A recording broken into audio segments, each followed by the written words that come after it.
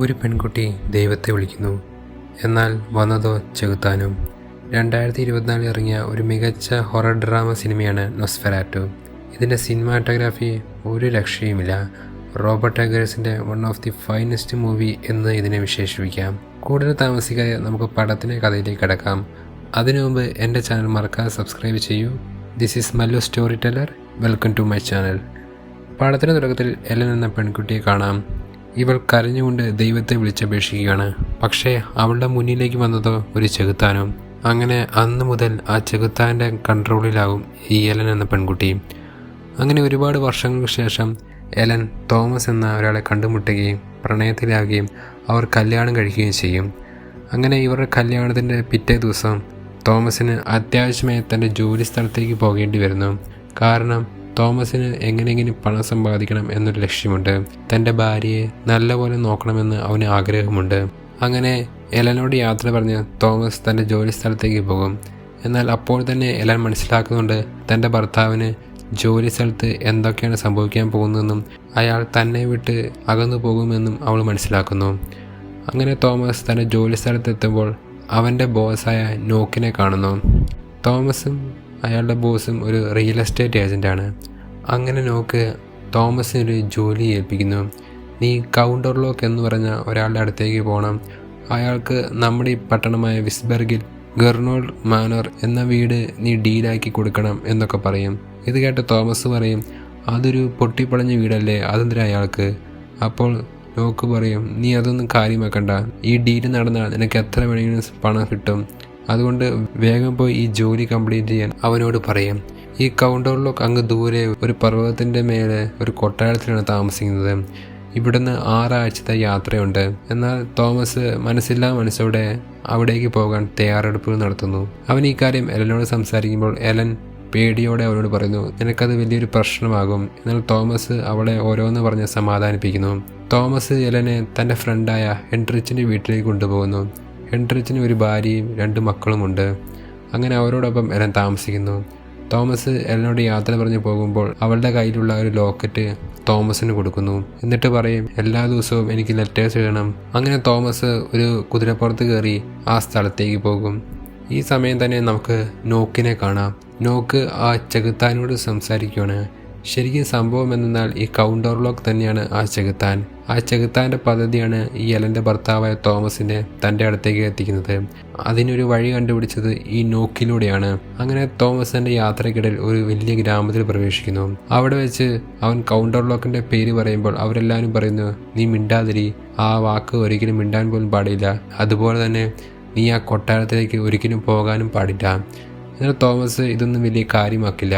പക്ഷേ അന്ന് രാത്രി തോമസ് എഴുന്നേറ്റ് നോക്കുമ്പോൾ അവിടെ ഗ്രാമത്തിലുള്ള കുറേ ആൾക്കാർ ചേർന്ന് ഒരു ശവപ്പെട്ടി കുത്തി തുറക്കുന്നതും അതിൻ്റെ മേൽ കത്തി കുത്തി ഇറക്കുന്നതൊക്കെ കാണുന്നു. ഇത് കണ്ടിട്ട് അവൻ പെട്ടെന്ന് പേടിച്ച് വിറയ്ക്കുന്നു. പിറ്റേന്ന് അവൻ എഴുന്നേറ്റ് നോക്കുമ്പോൾ ആ ഗ്രാമത്തിലുള്ള ആരെയും കാണുന്നില്ല, തൻ്റെ കുതിരയും കാണുന്നില്ല. അവസാനം ഒരു വഴിയുമില്ലാതെ അവൻ നടന്ന് ആ സ്ഥലത്തേക്ക് പോകുന്നു. അങ്ങനെ ഒരുപാട് നടന്നെത്തുമ്പോൾ വലിയൊരു ഇരുണ്ട സ്ഥലത്ത് അവൻ എത്തുന്നു. അവൻ നോക്കുമ്പോൾ വലിയൊരു കുതിരവണ്ടി തൻ്റെ അടുത്തേക്ക് വരുന്നത് കാണുന്നു. ആ കുതിരവണ്ടി തനിയെ അവൻ്റെ അടുത്ത് നിന്ന് വാതിൽ തുറക്കുന്നു. അവനതിൽ ഇരിക്കുന്നു. ഈ കുതിരവണ്ടി നേരെ ചെന്നിട്ട് കൗണ്ടർ ലോക്കിൻ്റെ കൊട്ടാരത്തിൽ അവനെ ആക്കുന്നു. അവൻ അവിടെ നിന്ന് ഇറങ്ങി ആ കൊട്ടാരത്തിന് വാതിൽ തുറന്നപ്പോൾ കൗണ്ടർ ലോക്കിനെ അവൻ കാണുന്നു. അവൻ ചുറ്റും നോക്കുമ്പോൾ ആരെയും കാണുന്നുമില്ല. അപ്പോൾ കൗണ്ടർ ലോക്ക് പറയും, നീ ഒരുപാട് നേരം വൈകിയിരിക്കുന്നു. ഇവിടുത്തെ സെർവൻസ് എല്ലാം ഇവിടെ നിന്ന് പോയി, അതുകൊണ്ട് മുകളിലേക്ക് വരാൻ പറയുന്നു. അങ്ങനെ തോമസ് കൗണ്ടർ ലോക്കിൻ്റെ ഡൈനിങ് ടേബിളിലേക്ക് പോകുന്നു. അവന് ചുറ്റുമുള്ള കാര്യങ്ങൾ കണ്ട് ഒരുപാട് ഭയപ്പെടുന്നു. തോമസ് താൻ ആ ഗ്രാമത്തിൽ കണ്ട കാര്യങ്ങൾ കൗണ്ടർ ലോക്കിന് പറയുന്നു. അപ്പോൾ കൗണ്ടർ ലോക്ക് ദേഷ്യപ്പെട്ട് അവനോട് മിണ്ടാതിരിക്കാൻ പറയുന്നു. പെട്ടെന്ന് അവൻ ഭക്ഷണം കഴിക്കുന്നിടയ്ക്ക് തോമസിൻ്റെ കൈ മുറിഞ്ഞ് ചോര വീഴുന്നു. അപ്പോൾ കൗണ്ടർ ലോക്ക് പറയുന്നു, ഞാൻ ശരിയാക്കി തരാം എന്ന് പറഞ്ഞ് അവൻ്റെ അടുത്തേക്ക് എത്തുന്നു. കൗണ്ടർ ലോക്കിൻ്റെ ഈ വികൃതമായ രൂപവും കൈകളും കണ്ടിട്ട് തോമസിന് വല്ലാതെ പേടി തോന്നുന്നു. അവൻ അവിടെ ബോധം കെട്ട് വീഴുന്നു. പിറ്റേന്ന് അവൻ എഴുന്നേറ്റ് നോക്കുമ്പോൾ കൗണ്ടർ ലോക്കിനെ കാണുന്നുമില്ല. അവൻ അവിടെയുള്ള എല്ലാ റൂമും നോക്കുന്നു, പക്ഷേ ആരെയും കാണുന്നില്ല. അന്ന് രാത്രി കൗണ്ടർ ലോക്ക് ഒരു വലിയ എഗ്രിമെൻറ്റുമായി അവൻ്റെ അടുത്തേക്ക് വരുന്നു. അവൻ ആ എഗ്രിമെൻറ്റ് നോക്കുമ്പോൾ അവന് ആ ഭാഷ ഏതാണെന്ന് മനസ്സിലാകുന്നില്ല. അപ്പോൾ കൗണ്ടർ ലോക്ക് പറയുന്നു, ഇത് ഞങ്ങളുടെ പൂർവികരുടെ ഭാഷയാണ്. ഇതിൽ സൈൻ ചെയ്താൽ നീ കൊണ്ടുവന്ന ആ റിയൽ എസ്റ്റേറ്റ് ഡീൽ നടക്കും. അതുപോലെ തന്നെ നിനക്ക് ആവശ്യമുള്ള പണവും തരാം. ആ പണം കണ്ടിട്ട് തോമസ് ആ ഡീലിൽ മനസ്സില്ലാ മനസ്സോടെ സൈൻ ചെയ്യും. എന്നിട്ട് കൗണ്ടർലോക്ക് ആ കോൺട്രാക്റ്റ് കൊണ്ട് പോകും നേരത്ത് അവൻ്റെ കയ്യിലുള്ള ആ ലോക്കറ്റും മേടിച്ചുകൊണ്ട് പോകും. അപ്പോൾ തോമസ് പറയും, എനിക്ക് എന്താണ് സംഭവിക്കുന്നതെന്ന് മനസ്സിലാകുന്നില്ല. ഇവിടെ എന്തൊക്കെയോ നടക്കുന്ന പോലെ തോന്നുന്നു. ഇന്ന് രാത്രി കൂടി ഞാൻ ഇവിടെ കഴിഞ്ഞോട്ടെ എന്ന് ചോദിക്കും. അപ്പോൾ കൗണ്ടർലോക്ക് അതിനെ സമ്മതിക്കും. പിറ്റേന്ന് തോമസ് എഴുന്നേറ്റ് നോക്കുമ്പോൾ അവൻ്റെ ശരീരത്ത് ആരോ കടിച്ച പാട് കാണും. അവൻ എഴുന്നേറ്റ് ഓടി അവിടെയെല്ലാം തപ്പി നടക്കുമ്പോൾ വലിയൊരു ഇരുണ്ട മുറിയിൽ അവനെത്തും. അവൻ അവിടെ ഒരു വലിയ ശവപ്പെട്ടി കാണും. അവൻ ആ ശവപ്പെട്ടി തുറന്നു നോക്കുമ്പോൾ ഒരു വികൃതമായ രൂപം കിടക്കുന്നത് കാണും. അവൻ പെട്ടെന്ന് തന്നെ തൊട്ടടുത്തൊരു പിക്കാസ് എടുത്ത് അതിനെ കുത്താൻ നോക്കുമ്പോൾ അവിടെ മൊത്തം ഇരുട്ടി തുടങ്ങും.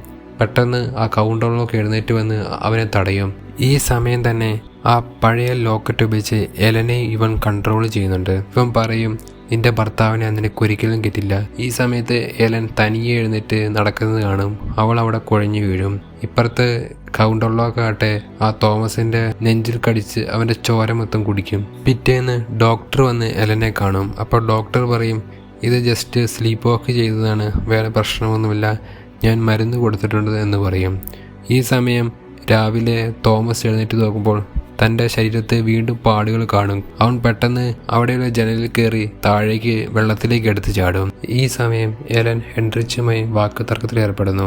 എനിക്ക് എങ്ങനെയെങ്കിലും തോമസിനെ കാണണം, അവൻ്റെ ബോസായ നോക്കിനെ വിളിച്ച് കാര്യം പറയൂ എന്നൊക്കെ അവനോട് പറയും.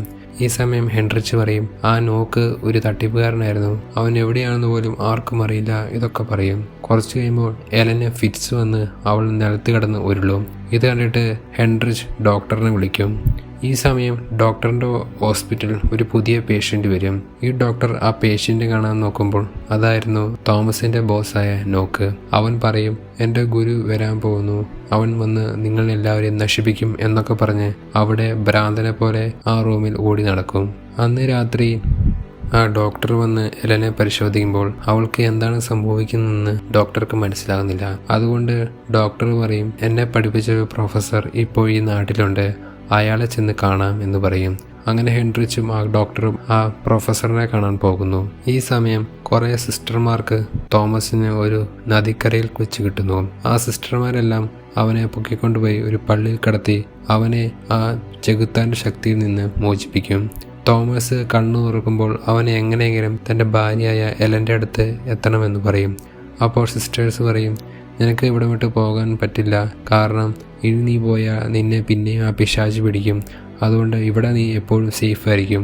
പക്ഷേ തോമസ് ഇതൊന്നും കേൾക്കാതെ അവിടെയുള്ള ഒരു കുതിരപ്പുറത്ത് കയറി തൻ്റെ ഭാര്യയുടെ അടുത്തേക്ക് പോകും. അങ്ങനെ നേരത്തെ പറഞ്ഞ പോലെ ആ ഡോക്ടറും ഹെൻറിച്ചും പ്രൊഫസറിൻ്റെ അടുത്തെത്തും. പ്രൊഫസർ അവരെ സഹായിക്കാമെന്ന് സമ്മതം മൂളും. അങ്ങനെ ഈ പ്രൊഫസർ എലൻ്റെ അടുത്തെത്തുമ്പോൾ തൻ്റെ ചെറുപ്പത്തിൽ നടന്ന കഥ അയാളോട് പറയും. താൻ എപ്പോഴും ഒറ്റയ്ക്കായിരുന്നു, ആർക്കും എന്നോട് സ്നേഹമുണ്ടായിരുന്നില്ല, അതുകൊണ്ട് ഞാൻ ഒരുപാട് കരഞ്ഞു പ്രാർത്ഥിക്കുമായിരുന്നു. അവസാനം എൻ്റെ വിളി കേട്ട് ഒരാൾ വന്നു.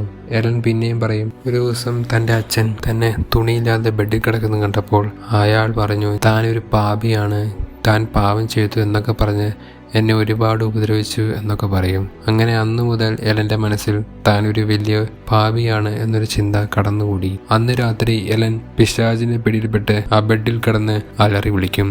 ഇത് കണ്ടിട്ട് ആ പ്രൊഫസറിന് മനസ്സിലാകും, ഇത് സാധാ രോഗമല്ല, ഇവൾ വലിയൊരു ചെകുത്താൻ്റെ കീഴിൽ അടിമപ്പെട്ട് കിടക്കുകയാണെന്ന്.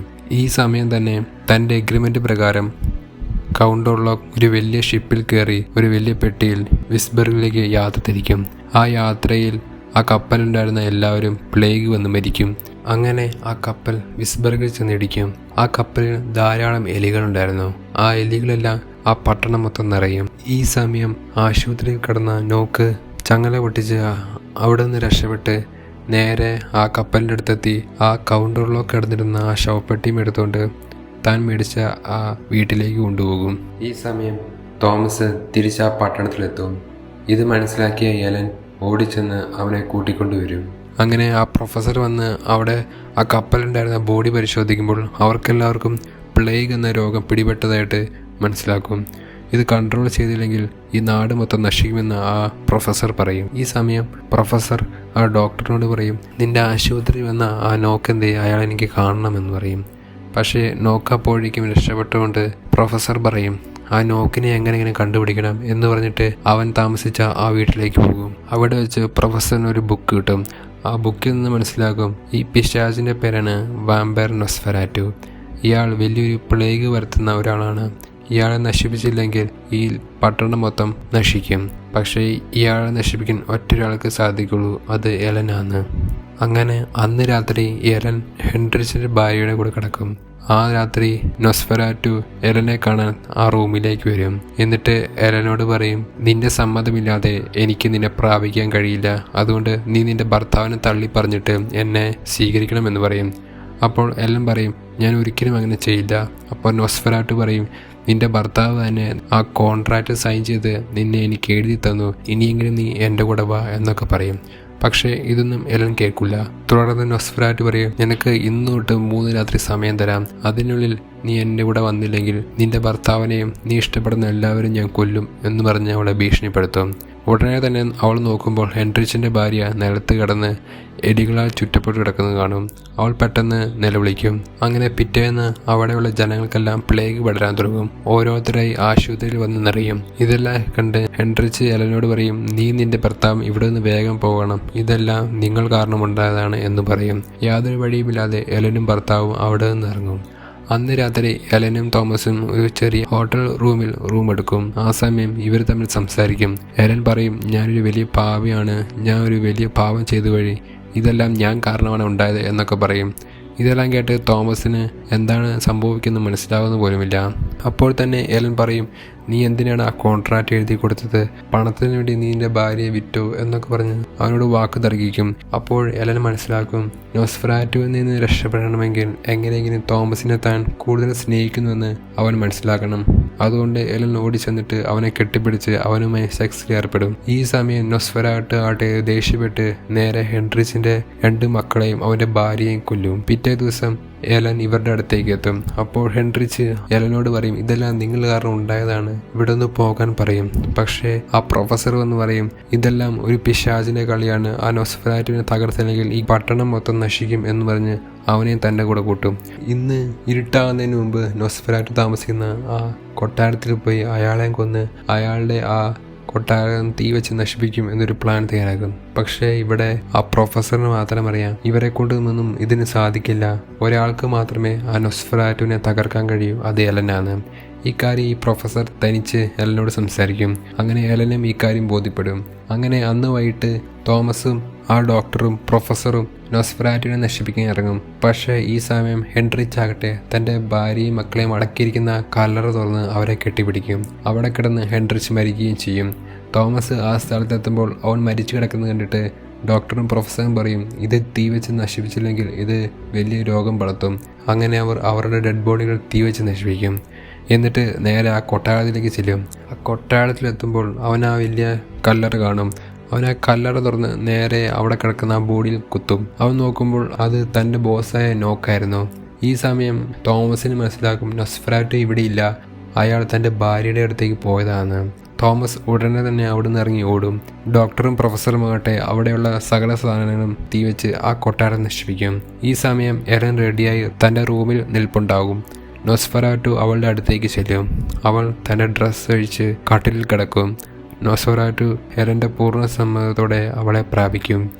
അങ്ങനെ നേരം പുലരാൻ സമയമാകുമ്പോഴേക്കും എലൻ നൊസ്ഫെറാറ്റുവിനെ ഒന്നുകൂടെ തന്നെ സ്വീകരിക്കാൻ പറയും. വേറെ വഴിയില്ലാതെ നൊസ്ഫെറാറ്റു അവളുടെ കൂടെ കിടക്കും. ഈ സമയം സൂര്യൻ ഉദിച്ച് ആ റൂം മുഴുവൻ പ്രകാശം നിറയും. ഈ പ്രകാശരശ്മികൾ കൊണ്ട് നൊസ്ഫെറാറ്റു അവളുടെ മേൽ കിടന്ന് മരിക്കും. ഈ സമയം തോമസ് അവളുടെ അടുത്തേക്ക് എത്തും, അവളുടെ കൈ പിടിക്കും. അങ്ങനെ നൊസ്ഫെറാറ്റുവിന് വേണ്ടി തൻ്റെ ജീവൻ സാക്രിഫൈസ് ചെയ്തിട്ട് എലനും അവിടെ കിടന്ന് മരിക്കും. എങ്ങനെയുണ്ടായിരുന്നു ഗൈസ് ഈ പടം? ഈ പടം കാണാത്തവർ തീർച്ചയായും ഈ പടം കണ്ട് നിങ്ങളുടെ വിലയേറിയ അഭിപ്രായങ്ങൾ കമൻറ്റ് ബോക്സിൽ രേഖപ്പെടുത്തൂ.